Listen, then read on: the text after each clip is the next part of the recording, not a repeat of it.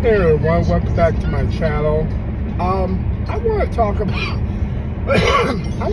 about eventually manhood do have an expiration date. As I realized when I was training yesterday, that I really did get dominated by a newcomer. Granted, he was some type of big time wrestler, but strength and skill and weight and power and ability, you can have all the martial art experience, but if you don't have the power and the strength and the utility to match it's hard. You can be competitive, but it's hard. Now, granted, I realized that in my head, like, okay, next time I know what he's going to try to do. I'm going to try to do something different to kind of take him off.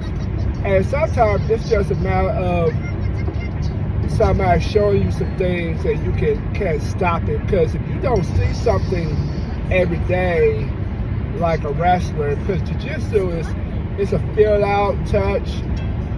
It's kind of like a flowy gymnastic, but very rarely, unless it's competition, that they go very fast, like in the first 5 seconds, like bull rush you. But it's not uncommon. I mean, it's not impossible, but it's just, unless it's like that top tier jiu-jitsu, and unless that's their end game, But I was saying to myself that, everybody has a limit. Everybody has a expiration date, strength-wise, age-wise, quickness. I don't want to, in my mind, I still think I can go, but when I get down, I get tired, I quickly realize, like, I don't have enough in the tank. Weight has a part to play with, age has a part to play with, but at the end of the day, injuries got a part to play with. At the end of the day, it is what it is. I can stay competitive, I can stay relatively wise, but I know my limitation, and I know what I do. And sometimes it's in your mind. You don't think you can. Your body gonna follow suit.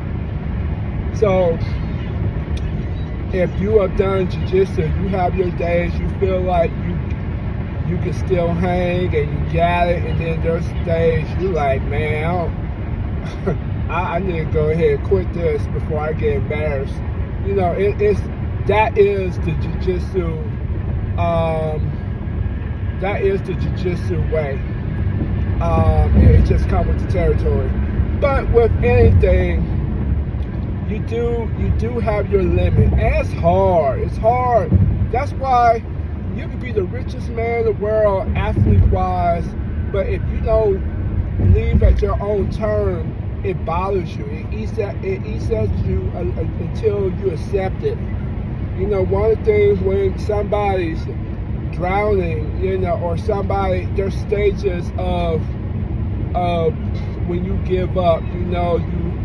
I think one is denial, another one is confrontation, another one is acceptance, and another one is to make light of it, like, well, I don't even want to do this anyway.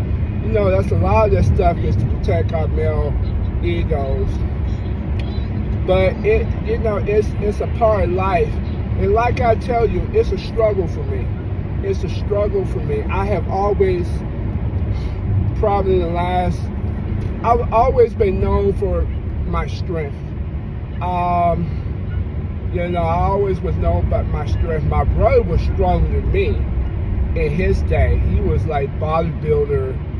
We're gonna squat for something strong, and I did squat close over 5. I paid the price with a groin.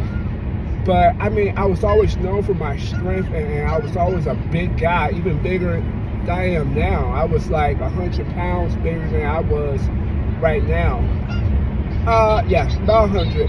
So I was close to 400 at one time. But I always known to be the strong one.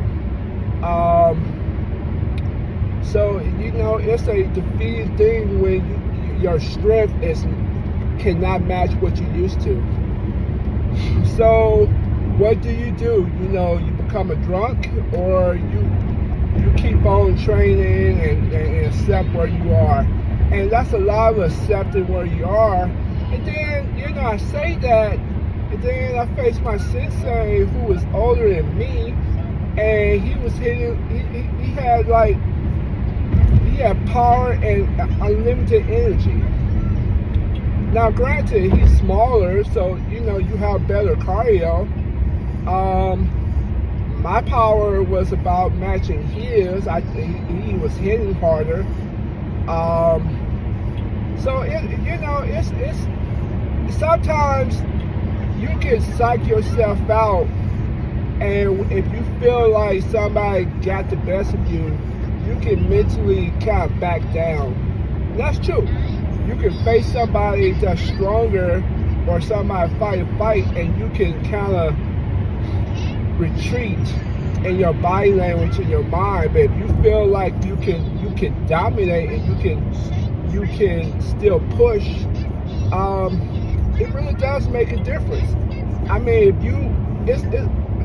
if confidence was a drug, we'd all be taking illegal steroids. You know what I'm saying? If we could just pump for confidence, and we think it's like a football team.